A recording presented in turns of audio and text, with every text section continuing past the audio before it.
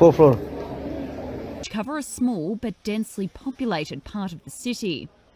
Health authorities first isolated 4 apartment blocks in the area last Friday, stopping people from entering or leaving those buildings to make sure all residents are quarantined. The government will only lift the lockdown declaration when it is satisfied everyone in the lockdown area has been tested, the paper said. Hong Kong has so far reported far fewer infections than other major world cities and just 167 deaths.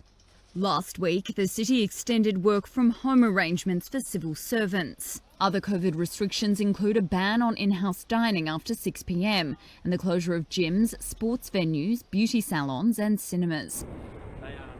Hong Kong is also said to require flight crew entering the city for more than 2 hours to quarantine in a hotel for 2 weeks. The lockdown has caught residents living in Jordan's sealed-off area off guard, as some of them cannot stock up on enough food and daily necessities for the weekend. More than 50 coronavirus testing stations have been set up in the area, where health workers who donned protective suits collected nasal and throat swabs from 10,000 residents. Residents generally waited less than an hour to get tested.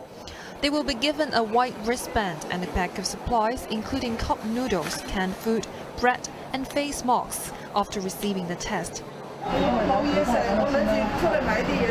This woman says she cannot go to a supermarket to purchase food, as she did expect that the government would initiate lockdown swiftly.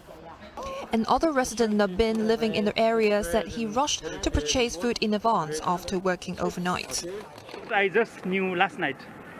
Yeah. And I wasn't so much prepared, so since I work overnight.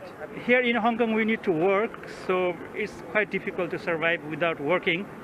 But it's a government policy, you know, so I cannot do anything. Is the company still paying you that you're going on lockdown, you're not going to work? I hope so. He and other residents made registrations with officials at a checkpoint on Shanghai Street before they were allowed to enter the area. This vegetable seller said he was not allowed to feed his pet in his store in the zone, but police officers later helped him get food for the beloved. Some restaurant operators said the government should have informed them the lockdown in advance so that they do not need to prepare the food for customers.